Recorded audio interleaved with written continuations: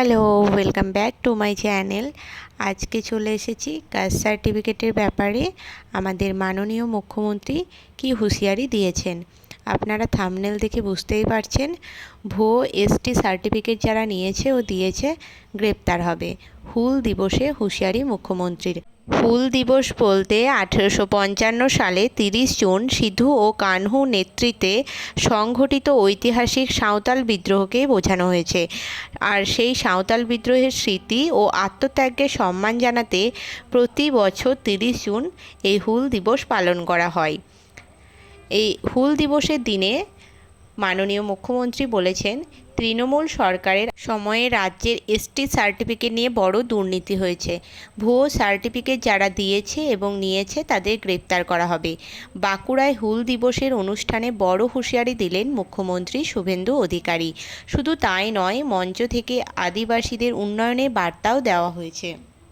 তাই আপনারা যারা ভুয়ো কাস্ট সার্টিফিকেট বের করেছেন তারা নিজে থেকেই সারেন্ডার করুন, কারণ ভবিষ্যতে আপনারাই বিপদে পড়তে পারেন এবং আইনি জটিলতায় আপনারা জড়িয়ে পড়তে পারেন।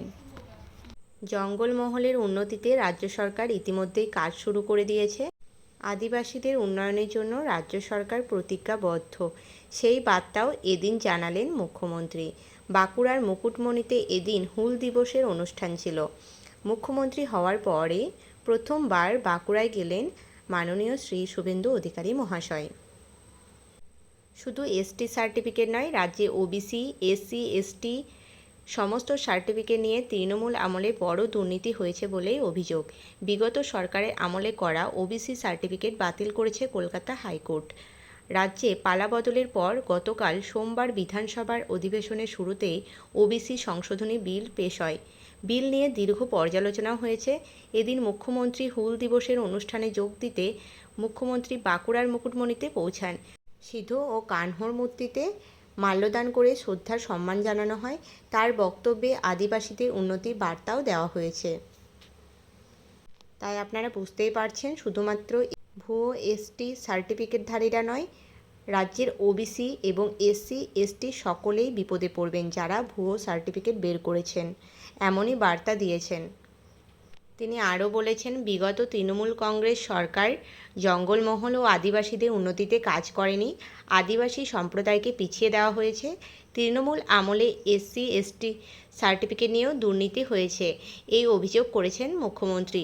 তার অভিযোগ, তৃণমূল আমলে প্রচুর ভুয়ো সার্টিফিকেট দিয়েছে। তার কথায়, যারা দিয়েছে ও নিয়েছে তাদের সকলকে জেলে পাঠানো হবে। বাংলার মন্ত্রিসভাতে আদিবাসী নেতাদের মন্ত্রী করে গুরুত্বপূর্ণ দায়িত্ব দেওয়া হয়েছে। রাজ্যের আদিবাসীরা 16টি সংরক্ষিত আসনে বিজেপিকে জিতিয়েছেন। এই মুহূর্তে রাজ্যে 17 জন আদিবাসী বিধায়ক রয়েছেন।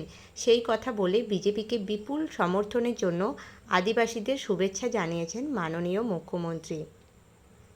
এদিন মুখ্যমন্ত্রী বলেন, তৃণমূল রাষ্ট্রপতি দ্রৌপদী মুর্মুকে অপমান করেছেন।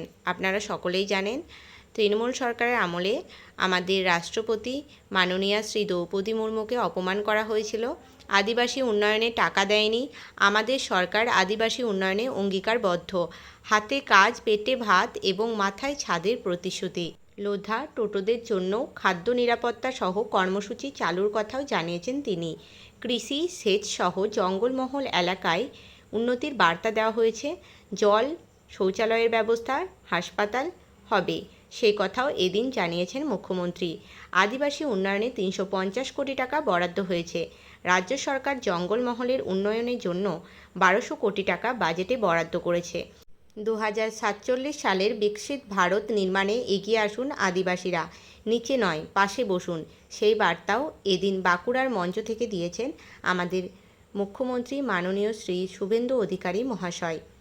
তো এই ছিল ভিডিওটি ভালো লাগলে অবশ্যই একটি লাইক করবেন এবং বন্ধুদের মধ্যে শেয়ার করতে ভুলবেন না। আর আমার চ্যানেল থেকে যদি আপনারা উপকৃত হন তাহলে অবশ্যই চ্যানেলটি সাবস্ক্রাইব করে পাশে থাকবেন।